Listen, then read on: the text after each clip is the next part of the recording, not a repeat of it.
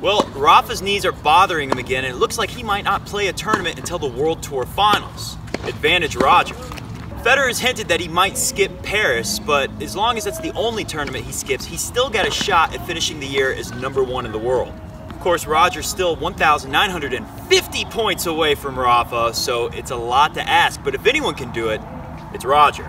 He's pretty much gonna have to go perfect for the rest of the year and not lose a match. So the debate continues, and we're still asking the question. Last episode, I asked you guys to answer the question, who's had the better year in 2017, Roger or Rafa? And I'm gonna read some of my favorite comments and answers of the question from you guys. But fortunately for us here on Newcombe Ranch, we've got legends on hand, so we can get some of their opinions on answering that question as well. Hit the music. We got a very special ranch edition of Coffee Break Tennis.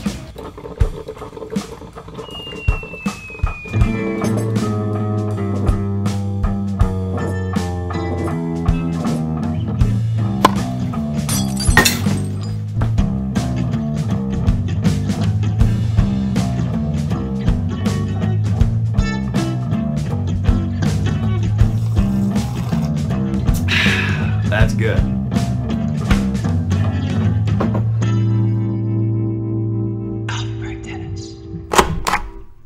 So if Roger wins at home in Switzerland, he picks up 500 points. If he goes perfect, undefeated in the round robin stage, and of course holds up the trophy, wins in the final at the World Tour Finals, he'll have 2,000 points from those two tournaments, puts him 50 points ahead of Rafa, as they like to say here at the ranch. But if Rafa just wins one round robin match at the World Tour Finals, he gets 200 points, which would effectively end Roger's chances, unless of course Roger does play in Paris and does better than 200 points worth there. So before I get into your answers of the, what was that, Pete?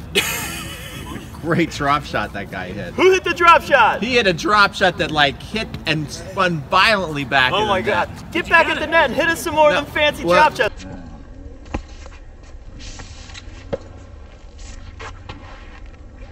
Shut the fuck up. Shut the fuck up and try your answers. So before I get into my favorite responses from you guys on the last video where you were answering the question for us, I'm gonna give you guys the legends responses. So first, let's go to the 3-time Wimbledon champion, almost a 4-time, but fortunately he lost in 1969 when we had the Grand Slam with Rod Laver. Fortunately, he lost in 1969 when we had the Grand Slam with Rod Laver. We got the 3-time Wimbledon champion and legend John Newcombe. We like to call him Nuke here at the ranch. And let's hear what he had to say about who's had the better 2017, Roger or Rafa. All right, finally, who do you think owns 2017? Who's had the better year, Roger or Rafa? I know it's a tough one, but that's our big debate right now. Oh, yeah, it is. It's really tough. Maybe you give a slight edge to Rafa. Really? Why so? Very well. You know, he's finished up being #1. You know, yeah. So that's not bad. And but both of them had to make a hell of a comeback. But on the other hand, when I say that, Roger's beaten him what, the last 5? Yeah, 5 in a row. 5 in a row. So let me change. Let's call it neck and neck. But I think on tournaments and that. But Roger, maybe I'll change it. Maybe I'll give a slight edge to Roger because he's got the winning record against Rafa. So you think that matters? Definitely. Well, for this year, but overall, Rafa's got a winning record over Roger. Hey, there's still time. Of course, there's still time. But I think if Roger keeps playing the way he's playing, he's making it very tough for Rafa at the moment. Yeah. Whereas Rafa used to feel very comfortable because Roger would stay back and try to out-rally him. And everyone knew, all the people knew who were watching, you knew, I knew, if the rally went over the net more than 8 or 9 times, it was 80% chance of Rafa winning the rally. Yeah. Now Roger's cutting the rally time down and putting pressure constantly on Rafa. Big time. So it's all about coming to the net, baby. And being able to play net properly. Yeah, and fortunately for Roger, no one else out there knows how to play it. Exactly. Okay, Matt. Thanks a lot, dude. Good talking to you. Next up, we've got Luke Jensen of the Jensen brothers fame. These guys were one of the best doubles team ever, and of course they're Grand Slam champions. Let's hear what Luke Jensen had to say about answering this question, who's had the better year. Looking man. Oh, very good looking. Yeah. Beard, he's like a superhero from the Marvel comics. Ooh, shiny. Toss the ball with those claws that Wolverine has. That would be just very horrible. difficult. Difficile, yes. Difficile, yes. yeah. Difficile. Schwer. Schwer. Okay, is that it? Sehr schwer. Is that it for the interview? Yep, that's it. Oh, well, See you thanks next everybody. time. Thanks for tuning in. Well, we solved the problem with the claws. Okay, good. Guys! I love your hair. Look at how much like gel game you got going in there. Well, nothing right now. Really? I'm saving It's all it for natural. the banquet. Oh, it's very good. What do you think? Are you gonna go like a Spike look, Rafa look, Roger look? Roger look. You're gonna bring a headband? Oh, TD! All right, last question, because I know you gotta go. Yep. This is for Coffee Break Tennis. Okay. Fastest growing tennis talk show on YouTube. Yep. Roger Federer's strong bias. Yep. We're having a big debate. Who owns 2017? Owns Rafa or Roger? Who's had the better year? I know it's not over yet. Yeah.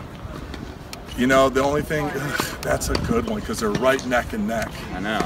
The thing is, when you look at both of them, we have to settle the score.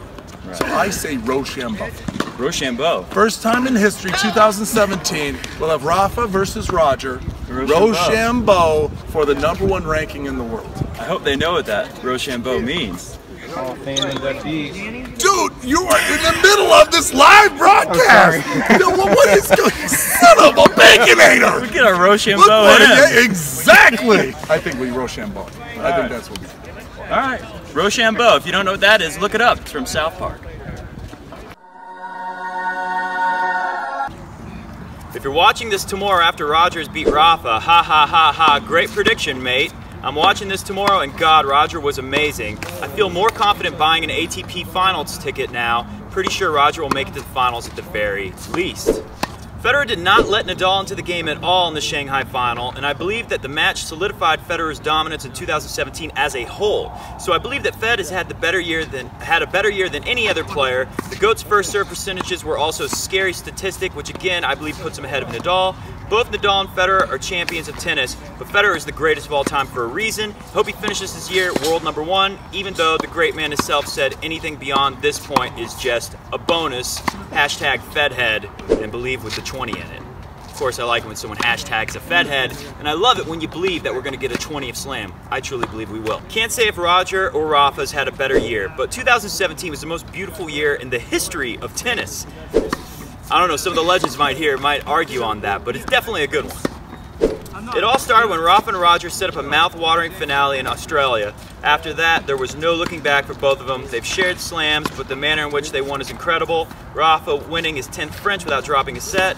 Federer at 36, winning his 8th Wimbledon, beating heavy hitters like Raonic, Dimitrov, Buric, Cilic. Straight sets, it all seems nostalgic.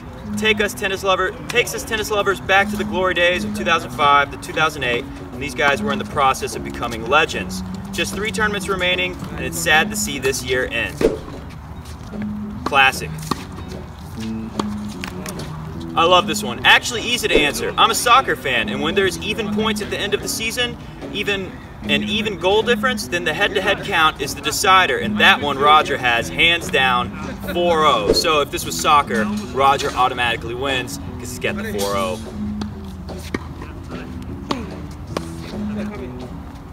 Have to say Federer now that he has 5 in a row, if you count before this year. Nadal is truly scared of Federer now. Nadal played well against others despite them hitting one cold winner after another, but when Fed hits winners, Nadal literally starts peeing in his pants.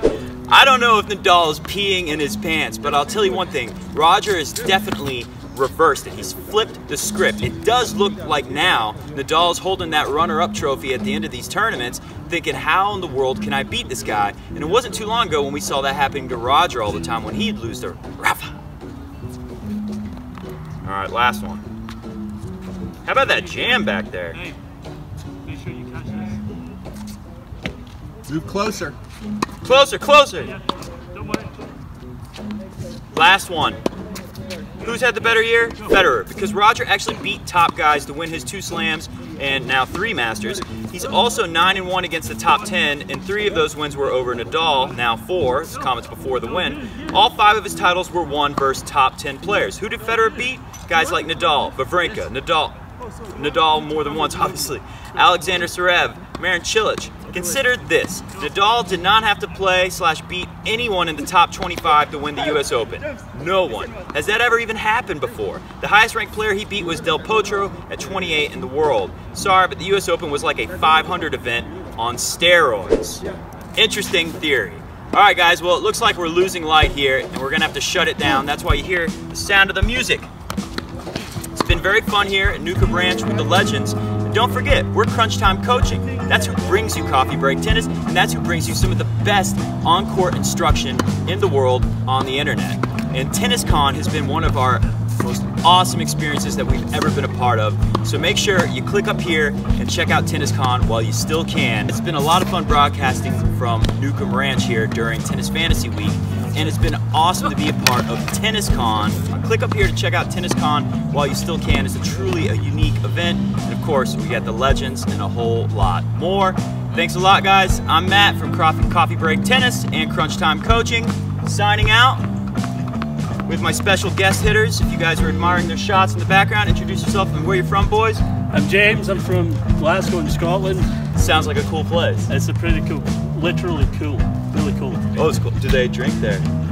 Lots. Normally a good scotch before bed. Oh yeah. Beers are alright too. Cheers, mate. Good. Sorry, I only had the one. No, it's okay.